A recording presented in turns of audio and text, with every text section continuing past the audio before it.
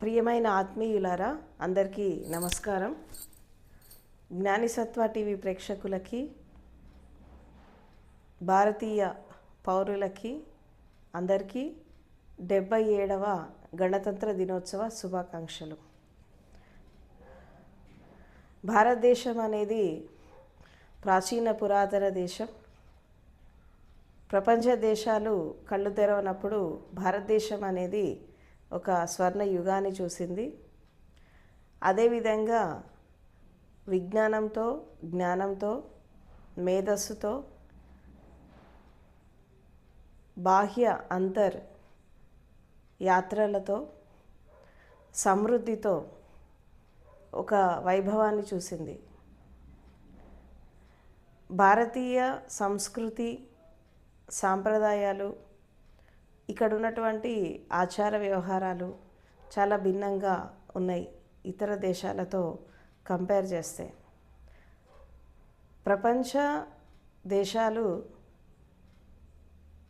ఒక విధంగా చెప్పాలంటే భారతదేశం యొక్క అస్తిత్వాన్ని, ఇక్కడ ఉండేటటువంటి నాగరికతని, ఇక్కడ ఉండేటటువంటి సాంప్రదాయాలని పుడికి పుచ్చుకొని అవి అభివృద్ధి చెందడం జరిగింది. భౌగోళికంగా కూడా భారతదేశం అనేది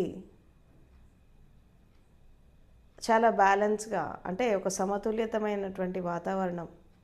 ఒకవైపు హిమాలయాలు, ఇంకోవైపు సముద్రాలు, 365 రోజులు ప్రవహించే జీవనదులు, అదేవిధంగా ఎడారులు, కొండల ప్రాంతాలు. ఇక్కడ లేని అందం అంటూ లేదు. ప్రతి స్థాయిలో ఉన్నవాళ్ళు కూడా ఇక్కడ స్వేచ్ఛగా, ఆనందంగా జీవించవచ్చు. ఎలాంటి వారికైనా ఇక్కడ ఉండేటటువంటి వాతావరణం అనేది చాలా అనుకూలంగా ఉంటుంది.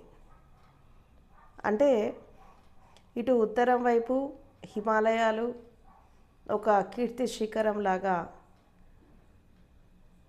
నిలబడితే, ఇటు దక్షిణం వైపు మహాసముద్రాలు, ఒకవైపు పెద్ద పెద్ద శిఖరాలు, నదులు, ఇవన్నీ కూడా ఒక రక్షణ కవచం లాగా భారతదేశాన్ని కాపాడుతున్నాయి. ఇది భారతదేశానికి ఒక వరమని చెప్పాలి. చాలా వరకు దేశానికి రక్షణ ఇవ్వాలి అనుకున్నప్పుడు తాత్కాలికంగా మనుషులు క్రియేట్ చేసుకుంటారు ఒక రక్షణ కవచాన్ని దేశం చుట్టూ. అంటే ఇతర దేశాల నుంచి, శత్రువుల నుంచి రక్షించుకోవాలి అంటే తాత్కాలికంగా మనుషులు ఏర్పాటు చేసుకుంటారు. కానీ భారతదేశం భౌగోళికంగా, అదేవిధంగా సహజంగా కూడా దానికి ఒక రక్షణ అనేది ప్రకృతి ఇచ్చేసింది.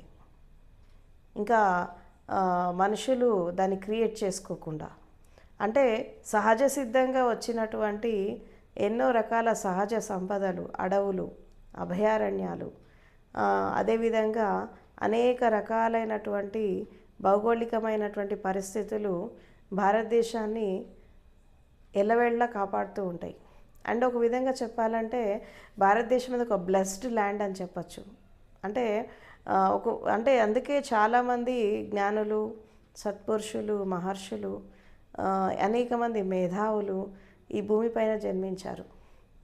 ప్రపంచ దేశాలనేవి ఎంత అభివృద్ధి చెందినప్పటికీ కూడా భారతదేశములో ఉన్నటువంటి ఆ వైవిధ్యము, ఆ వాతావరణము, ఆ స్థితిగతులు అనేవి ఎక్కడ రావు. ఎందుకంటే స్వేచ్ఛతో, సమానత్వంతో, ఎలాంటి అలజడి లేకుండా జీవితాన్ని శాంతియుతంగా జీవించాలన్నా, అదేవిధంగా మనము ఒక మానవత్వంతో జీవించాలన్నా, అదేవిధంగా జ్ఞానంతో, సత్యంతో, ధర్మంతో, శీలంతో జీవించాలన్నా భారతదేశంలో పరిస్థితులు అనేవి చాలా అనుకూలంగా ఉంటాయి. అంటే చాలామందికి ఇక్కడ పరిస్థితులు ప్రతికూలంగా కనిపిస్తున్నాయి. ఎందుకు అంటే వీళ్ళ యొక్క మానసిక స్థితి సరిగ్గా లేకపోతే పరిస్థితులు కూడా అలాగే కనిపిస్తాయి. కానీ వాస్తవానికి మీరు ప్రపంచంలో ఎక్కడికైనా వెళ్ళి చూడండి, వాతావరణ స్థితిగతులు మనం చూస్తుంటే చాలా ఇంబ్యాలెన్స్గా ఉంటాయి. ఉంటే చాలా చలిగా ఉంటుంది, లేదంటే చాలా వర్షపాతం ఎక్కువ ఉంటుంది, అయితే చాలా ఎండలు ఎక్కువ ఉంటాయి. కానీ ఒక ఒక ఆ, సమత పూరితమైనటువంటి ఒక వాతావరణం, ఒక సమత్వం అనేది ఎక్కడ లేదు. ఇక్కడ మనకి 3 కాలాలు ఉన్నాయి, 6 ఋతువులు ఉన్నాయి, బ్యాలెన్స్డ్ వెదర్ ఉంది, మంచి నీళ్లు ఉన్నాయి, మంచి వాతావరణం ఉంది, సహజ సంపద ఉంది, సహజ వనరులు ఉన్నాయి, అటవీ సంపద ఉంది, అన్నీ ఉన్నాయి, ఖనిజాలు ఉన్నాయి, అన్నీ ఉన్నాయి. ఇక్కడ లేనిదంటూ ఏదీ లేదు. అందుకే దీన్ని రత్న గర్భం అని చెప్పి అన్నారు ఒకప్పుడు భారతదేశాన్ని. అంటే ఇప్పుడు ప్రపంచంలో రకరకాల దేశాలలో ఉన్నటువంటి సంపద ఏదైతే ఉందో ఒకప్పుడు భారతదేశంలో ఉంది అదంతా కూడా. అంటే భారతదేశాన్ని ఎన్నో దేశాల వాళ్ళు పరిపాలించారు. ఆ పరిపాలించడంలో భాగంగా, పర్యటించడంలో భాగంగా ఇక్కడ ఉన్నటువంటి అనేక రకాల సంపదలు, అంటే కేవలం సహజ సంపదని మాత్రం తీసుకెళ్ళలేకపోయారు, కానీ అనేక రకాల సంపదలని వాళ్ళు పట్టుకెళ్ళిపోయారు. అంటే వజ్రాలు కానీ, వైడూర్యాలు కానీ, ఈవెన్ బంగారం కానీ, రకరకాల సంపదలు కానీ అన్నీ దేశం నుంచి వలస వెళ్ళేటప్పుడు అన్నీ పట్టుకెళ్ళిపోయారు, ఇంక్లూడింగ్ మనకి కోహినూర్ వజ్రంతో పాటు. ఇది అందరికీ తెలిసినటువంటి సత్యమే. అంటే వాళ్ళు ఎంత దోచుకొని వెళ్ళినా ఇంకా సమృద్ధి ఉంది భారతదేశంలో, ఇది తరగట్లేదు. ఒక తరగని గనిలాగా, ఒక విధంగా చెప్పాలంటే ప్రకృతి ప్రసాదించినటువంటి ఒక వరం భారతదేశం అనేది. ఒక మనిషి వ్యక్తిత్వంతో ఎదగాలి అన్నా, జ్ఞానపరంగా ఎదగాలి అన్నా, అదేవిధంగా విజ్ఞానంతో ఎదగాలి అన్నా, స్వేచ్ఛగా ఎదగాలి అంటే కూడా భారతదేశం అనేది ఒక మంచి అవకాశం. చాలామందికి ఇది అర్థం కాక ఇతర దేశాలకు వెళ్ళిపోతూ ఉన్నారు. కానీ అభివృద్ధి అనేది మనం ఎక్కడ ఉంటే అక్కడే ఎక్కువ వస్తుంది ఇతర దేశాలతో కంపేర్ చేస్తే. అంటే ఈ డబ్బుకి ఎక్కువ ప్రయారిటీ ఇచ్చి, ఈ సంపదకి ఎక్కువ ప్రయారిటీ ఇచ్చి ఇతర దేశాలకు వెళ్ళిపోతున్నారు. కానీ నిజమైన సంపద, నిజమైన సమృద్ధి అనేది భారతదేశంలోనే ఎక్కువ ఉంది. ఆ విషయం అందరూ మర్చిపోతున్నారు. అంటే ఆ మర్చిపోవడం వల్ల ఏం జరుగుతుందంటే ఇప్పుడు ప్రజెంట్ ఫారిన్ కంట్రీస్లో ఉండేటటువంటి వాళ్ళంతా కూడా ఒక విధంగా నలిగిపోతున్నారు. ఎందుకంటే అక్కడ ఉండలేక, ఇటు రాలేక, మళ్ళీ ఇటు బ్యాక్కి రాలేక, అటు ఇటు కాకుండా జీవిస్తున్నారు. ఎందుకంటే స్వేచ్ఛగా మన దేశంలో ఉన్నట్టు ఏ దేశంలో ఉండదు. ఎందుకంటే రకరకాల దేశాలు పర్యటించినప్పుడు మనకి అక్కడక్కడ స్థితిగతులు మనం చూస్తుంటే అక్కడ ఉండేటటువంటి డిసిప్లిన్ కానీ, రూల్స్ కానీ, రెగ్యులేషన్స్ కానీ, తర్వాత అక్కడ ఉండేటటువంటి రాజ్యాంగం ఇచ్చినటువంటి అక్కడ ఫలితాలు కానీ, ఇవన్నీ కూడా భారతదేశంలో ఉన్నంత స్వేచ్ఛ అనేది ఎక్కడ లేదు ఒక విధంగా చెప్పాలి అంటే. అయితే స్వేచ్ఛ ఎక్కడైతే ఉంటుందో అక్కడ తప్పులు కూడా ఎక్కువ జరుగుతూ ఉంటాయి. స్వేచ్ఛని ఉపయోగించుకొని మనిషి ఒక ఉన్నతమైన స్థాయికి వెళ్తాడా, లేదా స్వేచ్ఛను ఉపయోగించుకొని మనిషి బాగుపడతాడా, నష్టపోతాడా అనేది ఎవరి వాళ్ళ చేతుల్లో ఉంటుంది. కాబట్టి మనం దాన్ని ఎలా ఉపయోగించుకుంటాము అనేది మన వ్యక్తి మీద ఆధారపడి ఉంటుంది. ఒక మనిషి స్వేచ్ఛను ఉపయోగించుకొని ఒక ఉన్నతమైన స్థాయికి వెళ్ళి ఒక మహాత్ముడిలాగా, మహనీయుడిలాగా, ఒక మానవతావాదిలాగా, ఒక మేధావిలాగా, ఒక శాస్త్రవేత్తలాగా ఎదిగితే చాలామంది ప్రజలు అదే స్వేచ్ఛను ఉపయోగించుకొని ఒక నేరపూరితమైనటువంటి జీవితాన్ని ఎంచుకుంటున్నారు. మరి ఇద్దరికీ సమానమైనటువంటి స్వేచ్ఛ ఉంది, అయినా అది మనం ఉపయోగించుకునే దాన్ని బట్టి మనకు ఉపయోగపడుతుంది. అది మళ్ళీ ఇతర దేశాల్లో అది కుదరదు.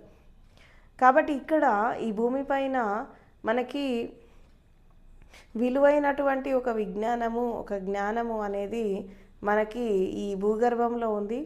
తర్వాత ధర్మ గ్రంథాలు కానీ, శాస్త్రాలు కానీ, ఇతిహాసాలు కానీ, భారతదేశ పూర్వ చరిత్ర కానీ, ఇదంతా కూడా చూస్తూ ఉంటే మనము ఒక విధంగా చాలా గర్వపడాలి భారతదేశాన్ని చూసి. ఒకప్పుడు విశ్వగురువులాగా ఉండేది భారతదేశము.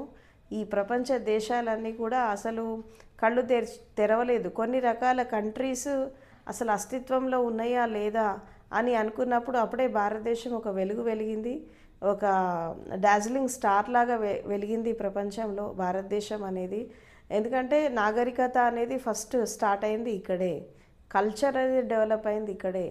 దీన్ని చూసే ఇతర దేశాలన్నీ కూడా వాళ్ళ కల్చర్స్ని మళ్ళీ డెవలప్ చేసుకోవడం అనేది జరిగింది. ఇప్పుడు అమెరికా లాంటి కంట్రీస్ ఒకప్పుడు ఎగ్జిస్టెన్స్లో లేవు, కొలంబస్ అమెరికాని కనిపెట్టేంతవరకు అమెరికా ఎక్కడుందో ఎవరికి తెలీదు. తర్వాత ఆఫ్రికా లాంటి కాంటినెంట్స్ అన్నీ చీకటిలో ఉండిపోయాయి. కేవలం ఆసియా ఖండంలో భారతదేశం ఒకటే అఖండ భారతం లాగా రకరకాల దేశాలని కలుపుకుంటూ ఒక వైభవంతో వెలిగింది. ఇప్పుడున్నటువంటి భారతదేశానికి ఒకప్పుడు ఉన్నటువంటి భారతదేశానికి చాలా తేడా ఉంది. దాన్ని అఖండ భారత్ అనేవాళ్ళు. అంటే ఇప్పుడు మన చుట్టుపక్కల ఉండేటటువంటి నేబరింగ్ కంట్రీస్ ఏవైతే ఉన్నాయో, అంటే ఇటు ఆఫ్ఘనిస్తాన్ కానీ, చైనా కానీ, టిబెట్ కానీ, మయన్మార్ కానీ, తర్వాత శ్రీలంక, తర్వాత భూటాన్, నేపాల్, ఈ కంట్రీస్ అన్నీ కూడా ఒకప్పుడు భారతదేశంలో భాగమే. ఇంక్లూడింగ్ పాకిస్తాన్, ఇవన్నీ కూడా భారతదేశంలో భాగమే. కానీ ఈ కాలచక్ర గమనంలో డేస్ పాస్ ఆన్ అవుతున్న కొద్దీ ఏం జరిగింది అంటే డివైడ్ అయిపోయినాయి. ఈ డివైడ్ అవ్వడంతో ఏమైపోయిందంటే రకరకాల దేశాల్లాగా అవి ఏర్పడడం అనేది జరిగింది. కానీ దీన్నన్నిటినీ కూడా అఖండ భారత్ అనేవాళ్ళు, అంటే ఖండితం కానటువంటి భారతదేశం. అయితే ఇక్కడ భారతదేశంలో ముఖ్యంగా మనం గమనించాల్సింది ఏంటి, పూర్వకాలం నుంచి ఇప్పటి వరకు కూడా దేనికి ఎక్కువ ప్రయారిటీ ఇచ్చారు? మన పెద్దవాళ్ళు దేనికి ఎక్కువ ప్రయారిటీ ఇచ్చారంటే డబ్బుకి, సంపదకి ఇవ్వలేదు. కేవలము జ్ఞానానికి, విజ్ఞానానికి, శాస్త్రీయతకి, మేధస్సుకి ఇంపార్టెన్స్ ఇచ్చారు. తర్వాత మానవత్వము, శీలము, సత్ప్రవర్తన, తర్వాత ఒక ఉన్నతమైన స్థాయికి ఎదగడానికి ఈ క్వాలిటీస్ అనేవి ఒక మనిషి లోపల సదాచారము, సత్శీలత, సహనశీలత, ఈ క్యారెక్టర్స్ అనేవి మనిషి లోపల ఉంటేనే ఉన్నతంగా ఎదుగుతారు అని చెప్పి పూర్వకాలం నుంచి కూడా దీన్ని తప్పకుండా ఆచరించేవాళ్ళు జీవితంలో. ఇది లేకపోతే అసలు మనిషే కాడు, ఇది లేకపోతే అసలు మనిషికి మేధస్సు అనేది లేదు అనేది ఒకప్పుడు బాగా నమ్మేవాళ్ళు. నమ్మడమే కాకుండా ఇది ఉంటేనే వాళ్ళని మనుషుల్లాగా గుర్తించేవాళ్ళు. ఇది లేని వాళ్ళని ఒక పక్కకు పడే ఒక విధంగా వెలివేసేవాళ్ళు సమాజం నుంచి. శీలం లేని వాళ్ళని, సత్ప్రవర్తన లేని వాళ్ళని సమాజం నుంచి వెలివేసేవాళ్ళు. అంటే ఎందుకు ఇట్లా ఉంది అంటే, ఒక మనిషి ప్రాపంచికంగా ఉన్నతమైన స్థాయికి ఎదగాలన్నా, అదేవిధంగా ఆధ్యాత్మికంగా ఎదగాలన్నా, విజ్ఞాన రంగంలో ఎదగాలన్నా అన్నిటికంటే ముఖ్యమైన క్వాలిటీస్ 3 ఉన్నాయి. ఒకటి క్రమశిక్షణ, తర్వాత క్రమబద్ధమైనటువంటి జీవితము, తర్వాత సమయపాలన, మూడవది ఏంటంటే శీలం, సత్ప్రవర్తన, మన నడవడిక, మన మన మనకు ఉండేటటువంటి నైపుణ్యతలు, మనకు ఉండేటటువంటి టాలెంట్స్, స్కిల్స్, ఇవన్నీ కూడా ఒక మనిషి ఉన్నతమైన స్థాయికి ఎదగడానికి కాంట్రిబ్యూట్ చేసేవి. సో అట్లా భారతదేశము వివిధ కళలకి 64 కళలు ఉన్నాయి, రకరకాల కల్చర్స్ ఉన్నాయి, ట్రెడిషన్స్ ఉన్నాయి, పర్వదినాలు ఉన్నాయి.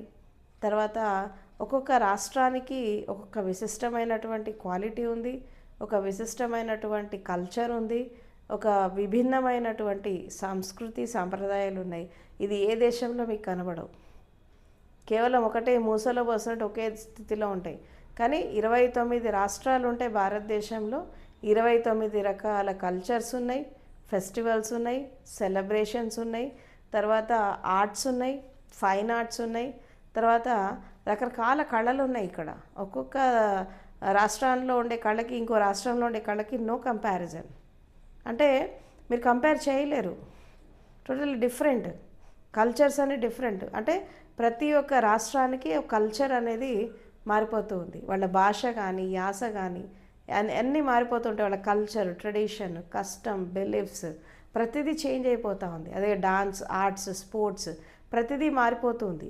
అట్లాగే రకరకాల ఆర్ట్స్ ఉన్నాయి. ఇది మనం ఎక్కడికి వెళ్ళినా ఇంత వైవిధ్యభరితమైనటువంటి స్థితిగతులు, ప్రజల యొక్క స్థితిగతులు అనేవి మనం ఎక్కడ చూడం, కేవలం భారతదేశంలోనే చూస్తాం. అందుకే భారతదేశాన్ని ఏమంటారు, భిన్నత్వంలో ఏకత్వం అంటారు. అంటే యూనిటీ ఇన్ డైవర్సిటీ అంటారు. అంటే ఇక్కడ ఐకమత్యం అనేది ఉంది, కానీ భిన్నత్వం కూడా ఉంది. భిన్నత్వం ఎక్కడుంది అంటే ఈ కళల్లో ఉంది, ఈ సంస్కృతుల్లో ఉంది, ఈ కల్చర్స్లో ఉంది, తర్వాత ఈ సివిలైజేషన్స్లో ఉంది. కానీ మనుషులంతా ఒకటే, కానీ కల్చర్స్ డిఫరెంట్గా ఉన్నాయి. అందుకే దీన్ని ఏమంటారంటే మనకి దీన్ని సెక్యులర్ కంట్రీ అంటారు. అంటే ఇక్కడ వివిధ మతాల వాళ్ళు, వివిధ కులాల వాళ్ళు, వివిధ దేశాల వాళ్ళు ఎవరైనా ఎక్కడైనా వచ్చి ఇక్కడ సెటిల్ కావచ్చు, ఇక్కడ స్థిరపడవచ్చు. అందుకే దీన్ని ఏమంటారంటే సెక్యులర్ కంట్రీ అంటారు. ఇక్కడ ఒకటి ఉంది ఒకటి లేదు అనడానికి లేదు. అంటే ఇక్కడ పూర్వకాలం నుంచి ఈ ప్రజెంట్ సెనారియో వరకు కూడా భారతదేశం యొక్క అభివృద్ధి అనేది అన్ని విధాలుగా జరిగినప్పటికీ కూడా, సైన్స్ అండ్ టెక్నాలజీ డెవలప్ అయినప్పటికీ కూడా ప్రజలు చాలా వెనకబడి ఉన్నారు. ఇంకా 80% ప్రజలు ఇంకా ఒక విధంగా చెప్పాలంటే అంధకారంలో ఉన్నారు. ఎందుకు అంధకారంలో ఉన్నారంటే బికాజ్ ఆఫ్ దిస్ డిస్క్రిమినేషన్స్. ఇక్కడ ఎన్ని వైవిధ్యాలు ఉన్నాయో అన్ని విభేదాలు కూడా ఉన్నాయి. ఏంటా విభేదాలు అంటే కులపరంగా ఉన్నాయి, మతపరంగా ఉన్నాయి, జాతిపరంగా ఉన్నాయి. రకరకాల స్థితిగతులు ఉన్నవాళ్ళు, లేని వాళ్ళు, అయిన వాళ్ళు, కాని వాళ్ళు, రకరకాల స్థితిగతుల్లో విభేదాలు కూడా ఉన్నాయి. ఈ విభేదాలు చేయబట్టి ఏం జరిగింది అంటే కేవలము ఒక 20-30% మంది ప్రజలే ఒక ఉన్నతమైన స్థాయికి వెళ్ళారే కానీ ఈ 70% మంది ప్రజలు ఇంకా కూడా అంధకారంలోనే ఉన్నారు.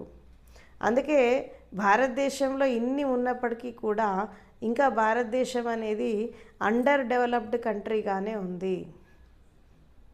ఎందుకు ఇంకా అభివృద్ధి చెందే దేశాల్లోనే ఉంది, ఇంకా డెవలప్డ్ కంట్రీ లాగా ఎందుకు కాలేదు? ఇంకా అభివృద్ధి చెందిన దేశాల జాబితాలోకి భారతదేశం ఎందుకు వెళ్ళలేకపోయింది అని అంటే, ఇక్కడ దేశం అంటే మనకి ఇక భౌగోళికమైనటువంటి స్థితిగతులు కాదు. ఇక్కడ ప్రజలు అభివృద్ధి చెందకపోతే దేశం అభివృద్ధి చెందదు. ఇప్పుడు వ్యక్తి వికాసమే దేశ వికాసం, వ్యక్తి వికాసమే కుటుంబ వికాసం. ఒక వ్యక్తి అనేవాడు అన్ని విధాలుగా అభివృద్ధి చెందకపోతే దేశం ఎలా అభివృద్ధి చెందుతుంది, ప్రగతి ఎలా జరుగుతుంది, ప్రొడక్టివిటీ ఎలా వస్తుంది, సంపద ఎలా పెరుగుతుంది, సమృద్ధి ఎలా పెరుగుతుంది? కాబట్టి ఈ వ్యక్తి వికాసం అనేది ఎప్పుడైతే వెనుకబడిపోయిందో దేశాభివృద్ధి కూడా వెనుకబడిపోయింది. ఇలా పడిపోవడం వల్ల ఏం జరిగింది? ఈ 80% మంది, ఈ 70% మంది ఎవరైతే ఈ అంధకారంలో ఉండిపోయారో, ఈ అజ్ఞానంలో ఉండిపోయారో, వీళ్ళ ద్వారా ఏం జరిగింది అంటే నష్టం జరిగింది. ఇప్పుడు చదువు అందరికీ సమానంగా అందలేదు, ఒకప్పుడు హక్కులు అందరికీ సమానంగా అందలేదు, అన్ని కంఫర్ట్స్ అందరికీ సమానంగా ఇవ్వలేదు.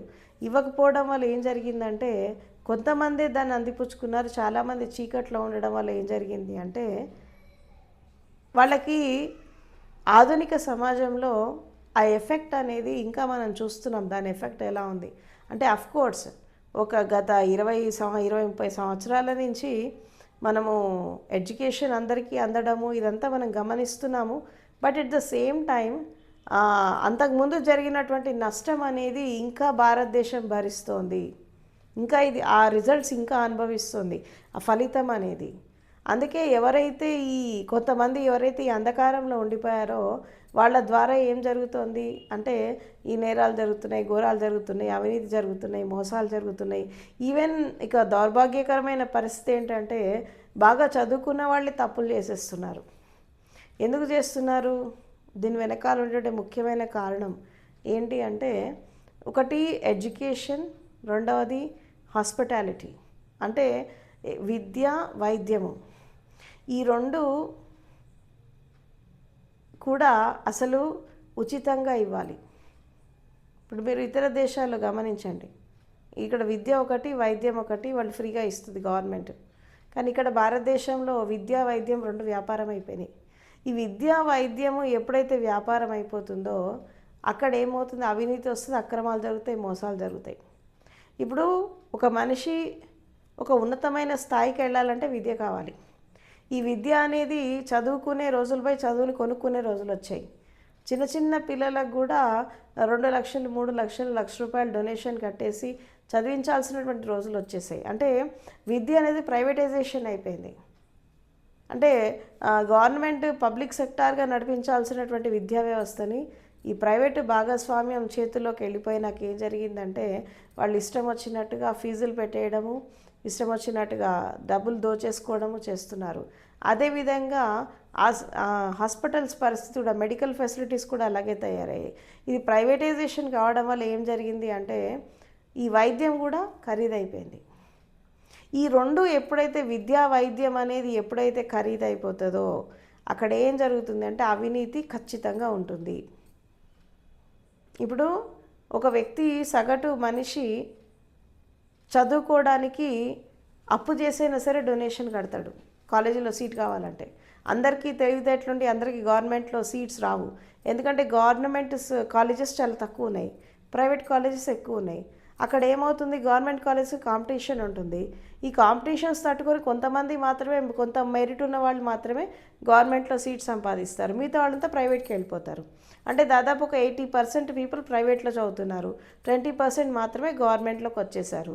ఈ 80% ఏం చేస్తారు, వీళ్ళు డొనేషన్స్ కట్టి డబ్బు కట్టేసి సీట్లు కొనుక్కున్నారు.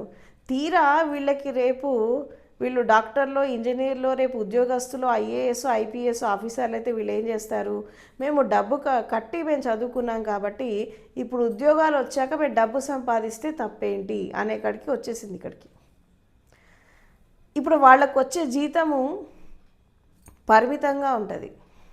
వాళ్ళు ఏమనుకుంటారు, అరే మేము లక్షల డొనేషన్స్ కట్టి మేము చదువుకున్నాం కదా, ఈ జీతం మాకు ఎక్కడ సరిపోతుంది. ఎందుకంటే మళ్ళీ రాబోయే జనరేషన్స్ కూడా మళ్ళీ వాళ్ళు ఫీజులు కట్టుకోవాలి, మళ్ళీ డొనేషన్స్ ఇచ్చుకోవాలి, మళ్ళీ చదివించుకోవాలంటే వీళ్ళు ఏం చేస్తారు, ఈ వచ్చే జీతాలు అనేవి దాంట్లో అడ్జస్ట్ అయ్యి బతకడం చేతకాక మేము డబ్బు ఇచ్చి చదువుకుంటే తప్పు లేదు కానీ మేము అవినీతి చేస్తే తప్పెక్కడుంది అని చెప్పి వీళ్ళు ఏం చేస్తున్నారు, అవినీతి మొదలైంది భారతదేశంలో. అంటే లంచం తీసుకోవడం స్టార్ట్ అయ్యి కరప్షన్ స్టార్ట్ అయింది. ఈ కరప్షన్ ఎందుకు స్టార్ట్ అయిందంటే డబ్బు ఇవ్వగా తప్పులేంది, తీసుకుంటే తప్పేం వచ్చింది అని ప్రతి ఒక్క డిపార్ట్మెంట్లో కూడా కరప్షన్ అనేది స్టార్ట్ అయింది. ఈ కరప్షన్ ఎప్పుడైతే స్టార్ట్ అయిందో కాస్ట్ ఆఫ్ లివింగ్ పెరిగింది, అంటే జీవన విధానం పెరిగింది, అన్ని రేట్లు పెరిగిపోయాయి. ముఖ్యంగా విద్యా వైద్యం అనేది ఆ ధరలు అనేవి ఆకాశాన్ని అంటుకుంటున్నాయి ప్రైవేటైజేషన్లో. అండ్ అదేవిధంగా చాలా సంస్థలన్నీ కూడా గవర్నమెంట్ ఏం చేస్తుంది, ప్రైవేటు సంస్థలకు ఇచ్చేస్తుంది. వాళ్ళకి నచ్చినట్టుగా వాళ్ళు అన్నీ పెంచేస్తున్నారు. ప్రజల కాస్ట్ ఆఫ్ లివింగ్ పెరిగినాయి, ఇంటి అద్దెలు పెరిగినాయి, కాస్ట్ ఆఫ్ లివింగ్ స్టాండర్డ్స్ పెరిగినాయి. దీనివల్ల ఏంటంటే డబ్బు ఎలాగైనా సంపాదించాలి, అక్కడ నీతి నియమాలు అవసరం లేదు. మనం వాళ్ళకి డబ్బు ఇచ్చి చదువుకోగలిగి డబ్బు సంపాదిస్తే తప్పేముంది అనేటటువంటి ధోరణి ఈ మనుషుల లోపల వచ్చేసింది, భారతీయుల లోపల. ఇలా రావడం వల్ల ఏం జరిగింది అంటే ఇప్పుడు మనం చూస్తున్నటువంటి భారతదేశం అనేది ఈ రోజుల్లో ఇన్ని నేరాలు, ఘోరాలు, అవినీతి ఇవన్నీ ఎందుకు జరుగుతున్నాయి అంటే because of this education and medical. ఈ రెండు ప్రైవేటైజేషన్ అయిపోయి, ఈ రెండు ఒక విధంగా చెప్పాలంటే ఈ డబ్బు ఉచితంగా ఇవ్వాల్సినటువంటి ఈ ఫెసిలిటీస్ ఎప్పుడైతే డబ్బులు తీసుకొని ప్రొవైడ్ చేస్తున్నారో ఇది మెయిన్గా మూలమైపోయింది దేనికి, కరప్షన్కి. సో ఎక్కడైతే కరప్షన్ ఉంటుందో మిగతా అన్నీ ఉంటాయి. ఇంకా కరప్షన్ చోట ఏముంటుంది, అబద్ధాలు ఉంటాయి, మోసాలు ఉంటాయి, దొంగతనాలు ఉంటాయి, అన్నీ ఉంటాయి, అవినీతి ఉంటుంది, అసత్యాలు ఉంటాయి, ఇంకా అన్నీ ఉంటాయి. A to Z ప్రతిదీ ఉంటుంది. ఒకటి ఉందంటే ఒకటి ఇంకో దానికి చైన్ ప్రాసెస్ లాగా, నెట్వర్కింగ్ ప్రాసెస్ లాగా ఒక తప్పు చేస్తే 100 తప్పులు చేస్తారు. సో ఇప్పుడు భారతదేశం ఎప్పుడు నేరపూరితమైనటువంటి సమాజం ఎందుకైంది అంటే దాని వెనకాల ముఖ్యమైన కారణం ఏంటంటే ఈ విద్యా వైద్యం అనేది డబ్బులకి అమ్ముడుపోయింది. ఇది ఒక విధంగా చెప్పాలంటే విద్యా వైద్యం ఉచితంగా ఇవ్వాలి, ఆ డబ్బులు తీసుకొని ఇవ్వడం అనేది చట్టరీత్యా నేరం. కానీ ఈ చట్టాలు అమలు చేసేవాళ్ళు ఎవరు, ఈ చట్టాలు ఎంతవరకు అమలు అవుతున్నాయి భారతదేశంలో అంటే ఒక పెద్ద క్వశ్చన్ మార్క్. ఇక్కడ మళ్ళీ మనము పూర్వ చరిత్రకు వద్దాం. భారతదేశాన్ని వివిధ దేశాల వాళ్ళు పరిపాలించారు. పోర్చుగీస్ వాళ్ళు, డచ్ వాళ్ళు, ముస్లిమ్స్, తర్వాత క్రిస్టియన్స్, తర్వాత బ్రిటిషర్స్, అనేక రకాల దేశాల వాళ్ళు పరిపాలించారు. ఎక్కువ శాతం పరిపాలించింది బ్రిటిషర్స్. దాదాపు 200 సంవత్సరాలు భారతదేశాన్ని పరిపాలించారు. ఈ పరిపాలించడంలో భాగంగా వాళ్ళు భారతీయులకి ఇచ్చిపోయినటువంటి ఒక గిఫ్ట్, అది గిఫ్ట్ అనుకోవాలా దౌర్భాగ్యం అనుకోవాలా తెలియదు, కానీ డివైడ్ అండ్ రూల్ పాలసీ ఇచ్చేశారు. అంటే ఎక్కడైతే భిన్నత్వంలో ఏకత్వంలాగా ఉండేటటువంటి భారతదేశం స్థితిగతుల్ని విడదీశారు. అంటే ఎట్లా విడదీశారు? కులపరంగా, మతపరంగా, జాతిపరంగా, సంస్కృతి పరంగా రకరకాల స్థితుల్లో విడదీసి వీళ్ళల్లో ఉండేటటువంటి ఐకమత్యాన్ని తీసేసి వాళ్ళు పరిపాలించడం జరిగింది. అంటే ఇటు ఒక విధంగా చెప్పాలంటే జ్ఞానపరంగా, విజ్ఞానపరంగా రకరకాల దశల్లో కూడా విడదీయడం జరిగింది. ఈ విడదీయడం వల్ల ఏం జరిగింది అంటే ఒక విధంగా చెప్పాలి అంటే ప్రజల లోపల చాలా మార్పులు వచ్చాయి, భౌగోళిక పరిస్థితుల్లో చాలా మార్పులు వచ్చాయి, జీవిత విధానాల్లో కూడా మార్పులు వచ్చాయి. తర్వాత ఎస్పెషల్లీ ఎడ్యుకేషన్ సిస్టంలో మార్పులు వచ్చాయి. ఈ ఎడ్యుకేషన్ సిస్టంలో మార్పులు ఇప్పుడు మనం ఫాలో అవుతున్నటువంటి ఎడ్యుకేషన్ సిస్టమ్ ఇది ఇంకా బ్రిటిష్ ఎడ్యుకేషన్ సిస్టమే, ఇది ఇండియన్ ఎడ్యుకేషన్ సిస్టమ్ కాదు. బ్రిటిష్ ఎడ్యుకేషన్ సిస్టంలో ఏముంటుంది? సైన్స్ అండ్ టెక్నాలజీ ఉంటుంది, హిస్టరీ ఉంటుంది, తర్వాత మనకి సోషల్ సైన్సెస్ ఉంటాయి, తర్వాత రకరకాల సిద్ధాంతాలు ఉంటాయి, ఫిలాసఫీస్ ఉంటాయి, అన్నీ ఉంటాయి. కానీ లైఫ్ గురించి ఉండదు, జీవితం గురించి ఉండదు. తర్వాత ఈ సత్యం గురించి, ధర్మం గురించి, అండ్ తర్వాత శీలము, సత్ప్రవర్తన, ఇవన్నీ ఏముండవు. ఈ మొరాలిటీస్, ఎథిక్స్, వాల్యూస్ ఇవన్నీ ఎప్పుడో పోయినాయి ఎడ్యుకేషన్ సిస్టమ్ నుంచి. ఇది వెళ్ళిపోవడం వల్ల ఏం జరిగింది? రాను రాను రాను మొత్తము ఈ ప్రజలంతా కూడా ఒక విధంగా చెప్పాలంటే అంధకారం నుంచి అంధకారానికి ప్రయాణం చేస్తున్నారు. ఒకప్పుడు వెలుగులో ఉండేది భారతదేశం అనేది, మెల్లిమెల్లిగా చీకట్లోకి వచ్చింది. అంటే ప్రపంచం అనేది ఎంత ముందుకెళ్తోంది, సైన్స్ అండ్ టెక్నాలజీ ఎంత వెలుగులోకి తీసుకెళ్తోందో ప్రజలంతా అంధకారంలోకి వెళ్ళిపోతున్నారు. ప్రజల జీవితాల్లో వెలుగులు లేవు. ఎందుకు లేవంటే ఎవరి స్వార్థం వాళ్ళది, ఎవరి స్థితిగతులు వాళ్ళవి. దేశం ఎటుపోయినా ఎవరికి పట్టదు, తర్వాత పరిస్థితులు ఎటుపోయినా ఎవరికి పట్టదు. రాజకీయ నాయకులకి పట్టదు, తర్వాత ఇటు ప్రజలకి పట్టదు, తర్వాత ఎవరి స్వార్థంతో వాళ్ళు జీవించేస్తున్నారు. అంటే ఇలా ఎందుకు జరుగుతుంది? బ్యూరోక్రాట్స్, హిపోక్రసీ, సైకోఫెన్సీ, ప్రిటెండెన్స్, గ్రీడ్, డిస్క్రిమినేషన్స్, రకరకాల స్థితిగతులు, politicians, political leaders, administration and governments ఇవన్నీ కూడా ఒక విధంగా చెప్పాలంటే పొల్యూట్ అయిపోయినాయి. ఈ పొల్యూట్ అవ్వడం వల్ల మనం ఇవాళ రేపు మనం ఫేస్ చేస్తున్నటువంటి ప్రాబ్లమ్స్ ఏవైతే ఉన్నాయో దీని వెనకాల ఇన్ని కారణాలు ఉన్నాయి. అందుకే ఎక్కడ వేసిన గొంగడు అక్కడే ఉంది. ఇంకా పావర్టీ ఉంది, అన్ఎంప్లాయ్మెంట్ ఇష్యూస్ ఉన్నాయి, కరప్షన్ ఉంది, రకరకాల ప్రాబ్లమ్స్ ఎక్కడ వేసిన గొంగడు అక్కడే ఉంది. ఇక యువకుల సంగతి చెప్పనే అక్కర్లేదు. అన్ని దేశాల్లో కంటే భారతదేశంలో యువకుల సంఖ్య ఎక్కువ, అయినప్పటికీ కూడా ఇంకా వెనుకబడి ఉంది భారతదేశం. ఎందుకంటే యువకుల స్థితిగతులు కూడా కరెక్ట్గా లేవు.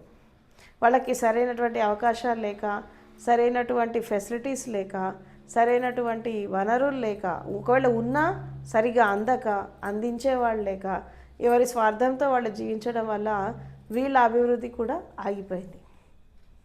అంటే ఇక్కడ మనం రకరకాల స్థితిగతుల్ని మనం ఎందుకు చూస్తున్నాం ఈరోజు అంటే ఇది ఒక విధంగా చెప్పాలి అంటే మనకి ఇతర దేశాల వాళ్ళు మన దేశం మీద చూపించినటువంటి ఇంపాక్ట్ ఇది. ఇన్ని దేశాల వాళ్ళు పరిపాలించాక వాళ్ళ ఇంపాక్ట్ అనేది ఇప్పటి వరకు మనం ఫేస్ చేస్తున్నాం దాన్ని. అండ్ అదేవిధంగా ఇప్పుడు బ్రిటిష్ పరిపాలనలో కూడా ఏం జరిగింది అంటే మన జ్ఞానాన్ని, విజ్ఞానాన్ని, మన నాగరికతని, మన సంస్కృతులని, సాంప్రదాయాల్ని మొత్తం చిన్నాభిన్నం చేశారు. మనుషులను డివైడ్ చేశారు, కల్చర్స్ని డివైడ్ చేశారు, డివైడ్ అండ్ రూల్ పాలసీ తీసుకొని వచ్చారు.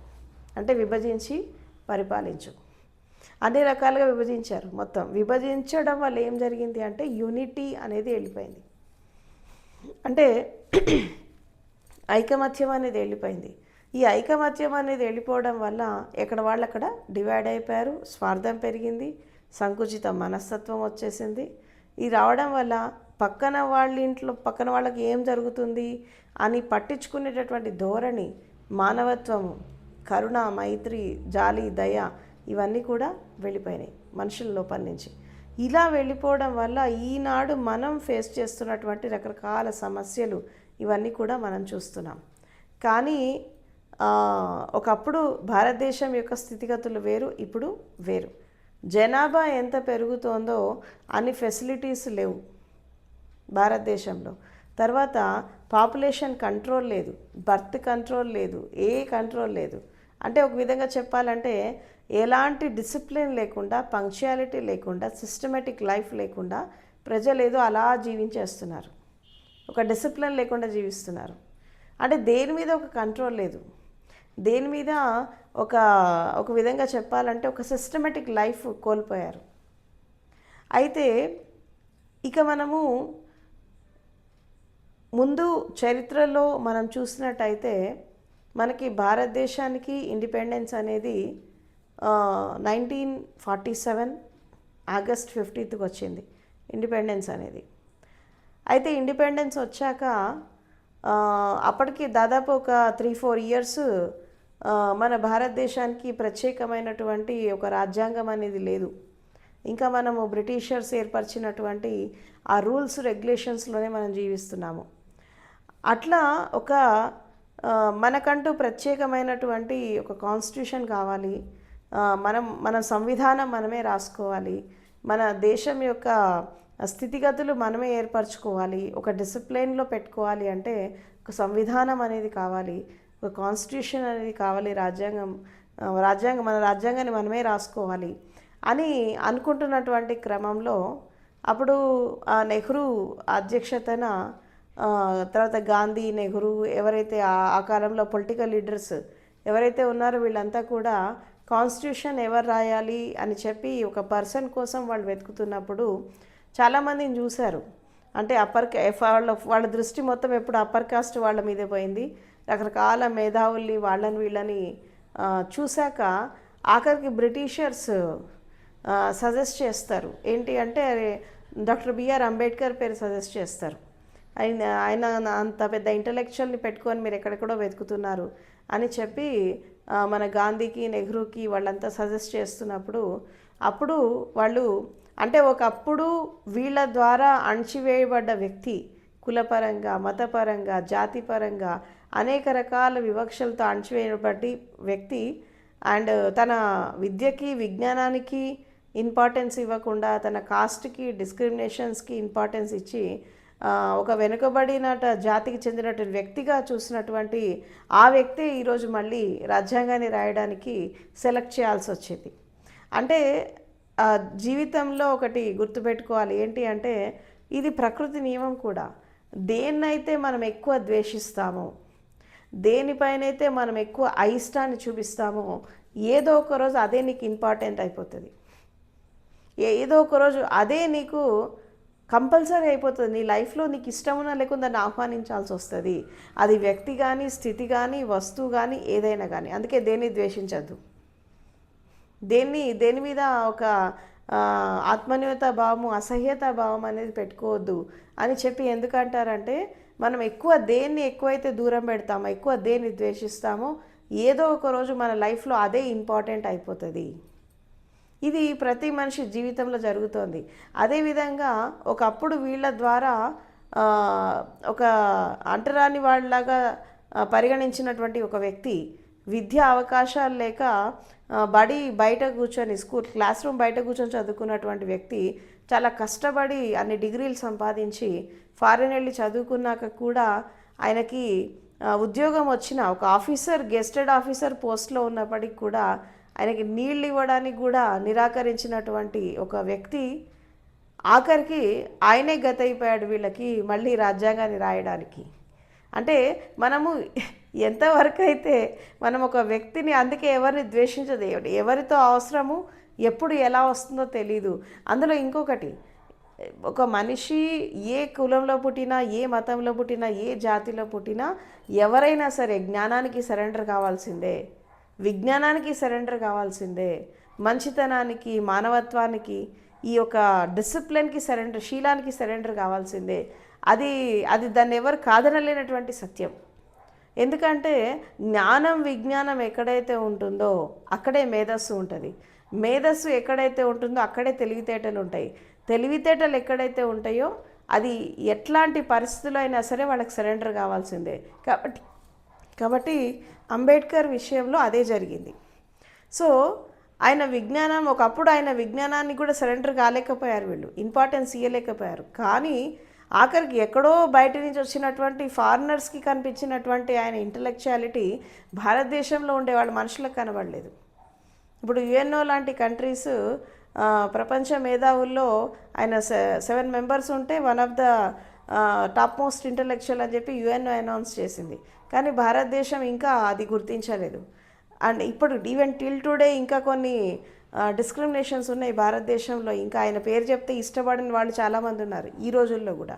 But at the same time అలాంటి వ్యక్తి ఇంత పెద్ద రాజ్యాంగాన్ని రాయడం జరిగింది.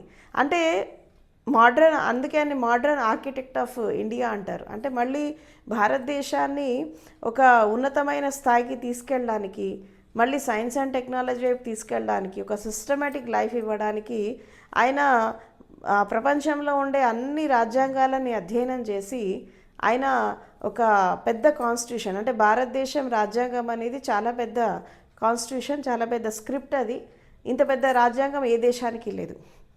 అంటే దాదాపు 350 ఆర్టికల్స్, రకరకాల రైట్స్, తర్వాత రకరకాల దాంట్లో ప్రియాంబెల్స్, ఇవన్నీ చూస్తుంటే కూడా ఒక విధంగా చెప్పాలంటే ఒక జ్ఞాని సంపూర్ణమైనటువంటి జ్ఞానం ఉన్నటువంటి వ్యక్తి ఒక గ్రంథం రాస్తే ఎలా రాస్తాడు, ఒక జీవితానికి ఒక విధిరాత రాస్తే ఎలా రాస్తాడో అలా రాశాడు ఆయన కాన్స్టిట్యూషన్ అనేది. అంటే అన్ని వర్గాల వాళ్ళని దృష్టిలో పెట్టుకొని కాన్స్టిట్యూషన్ అనేది ఇవ్వడం జరిగింది. అంటే ఇటు చిన్నపిల్లలకి, అటు మహిళలకి, ఇటు నిమ్న వర్గాలకు చెందిన వాళ్ళకి, ఇటు అప్పర్ కాస్ట్ వాళ్ళకి, వీళ్ళు అని కాకుండా ప్రతి వాళ్ళకి కూడా ఒక రైట్స్ కల్పించడం, ఉమెన్ రైట్స్ కానీ, తర్వాత మనకి ఈ చైల్డ్ రైట్స్ కానీ, లేబర్ లాస్ కానీ, and reserve bank of India కానీ, ఇవన్నీ ఈరోజు మనం ఏదైతే కంఫర్ట్స్ మనం అనుభవిస్తున్నామో ప్రతి ఒక్క వాళ్ళు, మహిళలు కానీ, పురుషులు కానీ, చిన్నపిల్లలు కానీ, ఏవైతే రైట్స్ మనం ఎంజాయ్ చేస్తున్నామో ఆ రోజు ఆ కాన్స్టిట్యూషన్లో ఇవ్వకపోతే ఈరోజు మన జీవితాలు అలా ఉండేవి కాదు. ఇంకా చాలా ఇంకా వెనుకబడేది భారతదేశం. అంటే భారతదేశంలో పుట్టినటువంటి ప్రతి పౌరుడు కూడా అన్ని హక్కులు ఉండాలి అని చెప్పి ఆ రోజు ఆయన ఫైట్ చేయడం జరిగింది. అది స్త్రీ పురుషులకు కూడా సమానమైనటువంటి హక్కులు ఉండాలి. తర్వాత రైట్ టు ఎడ్యుకేషన్, విద్య అందరికీ సమానంగా అందాలి, వైద్యం అందరికీ సమానంగా అందాలి. తర్వాత fundamental rights, right to vote, right to speech, and right to equality, fraternity, justice, Liberty, ఇవన్నీ కూడా అందరికీ ఈక్వల్గా అందాలి.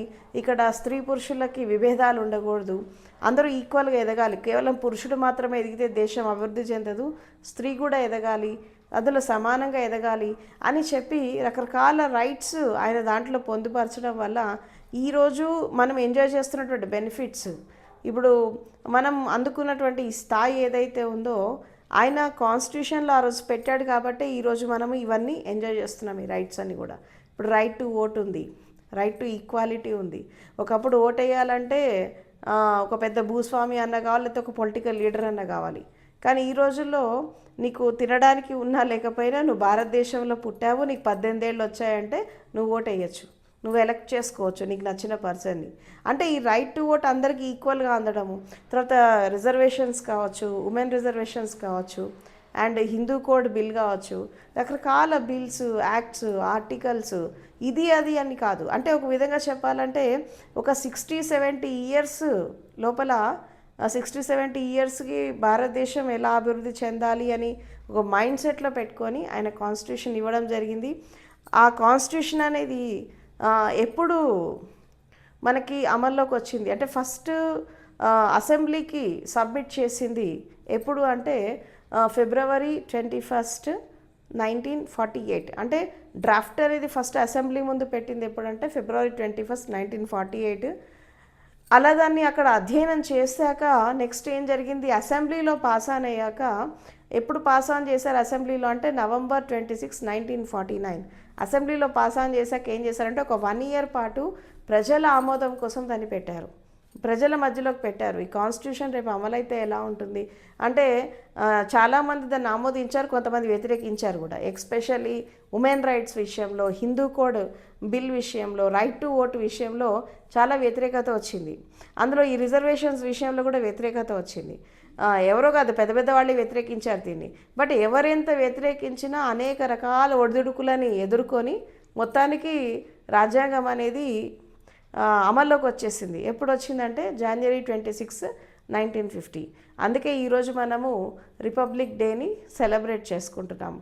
అందుకే భారతదేశాన్ని ఏమంటారు అంటే సర్వసత్తాక సామ్యవాద ప్రజాస్వామ్య గణతంత్ర రాజ్యంగా, తర్వాత లౌకిక గణతంత్ర రాజ్యంగా భారతదేశం అనేది ఈరోజు ఏర్పాటు జరిగింది. రిపబ్లిక్ ఆఫ్ ఇండియా అంటారు దీన్ని. అంటే ఒక మంచి చేయడానికి మనిషి ఎంత స్ట్రగుల్ చేయాల్సి వస్తుంది అనేది మనము ఆయన కాన్స్టిట్యూషన్ రాస్తున్నప్పుడు ఎన్ని ఛాలెంజెస్ ఫేస్ చేశాడు, తర్వాత ఎంత కష్టపడ్డాడు. డ్రాఫ్టింగ్ కమిటీలో దాదాపు 350 మెంబర్స్ దాకా ఉన్నారు. డ్రాఫ్టింగ్ కమిటీలో 12 మెంబర్స్ ఉన్నారు. చాలామంది హెల్ప్ చేసేవాళ్ళు హెల్ప్ చేస్తే కానీ ఎక్కువ శాతం బర్డెన్ అనేది తన పైన పడడం జరిగింది. దాదాపు 18 అవర్స్ ఆయన డైలీ కష్టపడ్డాడు దాన్ని రాయడానికి. సో అట్లా ఒక మంచి కాన్స్టిట్యూషన్ అనేది ఇవ్వడం జరిగింది. ఇదంతా అయిపోయింది, రిపబ్లికన్ ఆఫ్ ఇండియా రాజ్యాంగం వచ్చేసింది. ఇంక ఇదంతా కంప్లీట్ అయిపోయాక ఒకసారి బీబీసీ ఇంటర్వ్యూలో డాక్టర్ బిఆర్ అంబేద్కర్ని ఇంటర్వ్యూ చేస్తారు బీబీసీ వాళ్ళు. చేసినప్పుడు వాళ్ళు క్వశ్చన్ అడుగుతారు, ఏంటి అంటే ఈ రాజ్యాంగం పైన మీ అభిప్రాయం ఏంటి, కాన్స్టిట్యూషన్ పైన మీ ఒపీనియన్ ఏంటి అని అడిగినప్పుడు ఆయన ఒక విషయం చెప్తారు. ఏంటి అంటే రాజ్యాంగం అనేది ఎంత మంచిగా ఉన్నా దాన్ని అమలు చేసేవాళ్ళు కరెక్ట్గా లేకపోతే ఎంత మంచి రాజ్యాంగమైనా దేశ ప్రజలకు ఉపయోగపడదు అని అంటాడు. రాజ్యాంగం ఎంత చెడ్డదైనా పర్లే, అమలు చేసేవాడు కరెక్ట్గా ఉన్నాడు అనుకో ప్రజలకు న్యాయం జరుగుతుందని అంటాడు. మరి ఇంతకీ ఇది ఉపయోగపడుతుందా లేదా, మరి దీని మీద మీ ఫైనల్ ఒపీనియన్ ఏంటి అంటే ఆయన ఒకటే చెప్తారు, ఇక్కడ రాజ్యాంగంలో ఏముంది అదంతా పక్క పెట్టేస్తే చట్టాలు చేసేవాళ్ళు, పొలిటికల్ లీడర్సు, అడ్మినిస్ట్రేటర్సు, ఎక్కడ మన ప్రైమ్ మినిస్టర్ నుంచి ప్యూన్ వరకు అటెండర్ వరకు ఏదైతే ఒక సిస్టమ్ ఉందో, జ్యుడిషియరీ ఉంది, అడ్మినిస్ట్రేషన్ ఉంది, లా అండ్ ఆర్డర్ ఉంది, ఇవన్నీ కూడా పర్ఫెక్ట్గా ఒక నెట్వర్కింగ్ ప్రాసెస్లో ప్రతి ఒక్క వ్యక్తి ఒక బాధ్యతాయుతంగా పనిచేస్తేనే కాన్స్టిట్యూషన్ అనేది దాంట్లో రైట్స్ అనేవి ఒక కామన్ పబ్లిక్కి, కామన్ పీపుల్కి అది అందుతుందే కానీ ఇందులో ఏ ఒక్కళ్ళు తప్పు చేసినా కానీ అది ఆ హక్కులు అనేవి ప్రజలకు అందవు. కాబట్టి చట్టాన్ని అమలు చేసేవాళ్ళు కరెక్ట్గా ఉంటేనే రాజ్యాంగం అనేది ఉపయోగపడుతుంది. ఆ రోజే ఆయన జడ్జిమెంట్ ఇచ్చేశాడు దానిపైన. అంటే ఇప్పుడు మనం చూస్తున్నాం, ఇప్పుడు ఈ 77 సంవత్సరాల్లో ఎన్నిసార్లు అమెండ్మెంట్ చేశారు కాన్స్టిట్యూషన్ని అంటే దాదాపు 50 సార్లు చేసుంటారు. అంటే ఏ పొలిటికల్ లీడర్స్ వస్తే వాళ్ళకి తగ్గట్టుగా దాన్ని అమెండ్మెంట్ చేసేసుకున్నారు. అంటే అఫ్కోర్స్ దానివల్ల కొంత లాభం జరిగి ఉండొచ్చు, కానీ చాలా వరకు నష్టమే జరిగింది. సో కాబట్టి ఇక్కడ భారతదేశం యొక్క స్థితిగతులు మారాలి అంటే కేవలం రాజ్యాంగం పైన, పొలిటికల్ లీడర్స్ పైన, లేదంటే వ్యవస్థ పైన నిందలు వేయకుండా ప్రతి ఒక్క మనిషిలో కూడా ఒక మార్పు అనేది రావాలి. ఒక బాధ్యతాయుతమైనటువంటి జీవితం అనేది ప్రతి ఒక్క పౌరుడు గడిపినప్పుడు భారతదేశం అనేది ఒక ప్రగతిలోకి, ఒక ఉన్నతమైన స్థాయికి వెళ్తుంది. ఎందుకు అంటే అందరు ఏం చేస్తారు, వీళ్ళని నిందిస్తారు, వాళ్ళని నిందిస్తారు, ఇది బాలే అంటారు, అది బాలే అంటారు. కానీ మనం ఏం చేస్తున్నాం, మన జీవితాలు ఎలా ఉన్నాయని చెప్పి ఎవరు ఆలోచించట్లేదు. కాబట్టి భారతదేశానికి పూర్వ వైభవం రావాలన్నా, తర్వాత భారతీయత సంస్కృతి అనేది కాపాడబడాలన్నా, మళ్ళీ భారతదేశం అనేది ఒక ఉన్నతమైన స్థాయికి వెళ్ళాలి, మళ్ళీ విశ్వగురువులాగా ఉండాలి అంటే కూడా ఇక్కడ మారాల్సింది ప్రభుత్వాలు కాదు, పొలిటికల్ లీడర్స్ కాదు, ప్రజలు మారాలి. ప్రజల లోపల మార్పు అనేది రాకపోతే అది ఎంత మంచి రాజ్యాంగం ఉన్నా, ఎంత మంచి వ్యవస్థ ఉన్నా, ఎంత మంచి స్థితిగతులు ఉన్నా నో యూస్. ఎందుకంటే మార్పు అనేది వ్యక్తి నుంచి మొదలు కావాలి. Change starts from the individual and ultimately it extends to the society at large. ఈ విషయాన్ని అర్థం చేసుకోవాలి. మార్పు మనిషి నుంచి మొదలైతేనే అది దేశం వరకు వెళ్తుంది. ఏదైనా సరే వ్యక్తి నుంచి మొదలైంది సమిష్టికి వెళ్ళిపోతుంది. కాబట్టి అనవసరంగా నిజంగా దేశభక్తులు ఎవరైతే ఉన్నారో, ఇంటలెక్చువల్స్ ఎవరైతే ఉన్నారో, మేధావులు ఎవరైతే ఉన్నారో, శాస్త్రవేత్తలు ఎవరైతే ఉన్నారో, దేశాన్ని ప్రేమించే వాళ్ళు ఎవరైతే ఉన్నారో, దేశభక్తులు ఎవరైతే ఉన్నారో ఒక విషయాన్ని ఆలోచించండి. ఒకళ్ళ మీద ఒకళ్ళు నిందలు వేసుకుంటూ బతికితే ఏం రాదు, ఒకళ్ళనొకళ్ళు ద్వేషించు బతికితే ఏం రాదు. ఇక్కడ కావాల్సింది ఏంటంటే కలెక్టివ్ కాన్షియస్నెస్. అందరూ కలిసి సమానంగా వర్క్ చేస్తే ఈ దేశ ప్రగతి అనేది చాలా ఈక్వల్గా జరుగుతుంది. కానీ ఇక్కడ ఏం జరుగుతోంది, ఒక మతానికి ఇంకో మతానికి పడదు, ఒక ప్రాంతానికి ఇంకో ప్రాంతానికి పడదు, ఒక వర్గానికి ఇంకో వర్గానికి పడదు.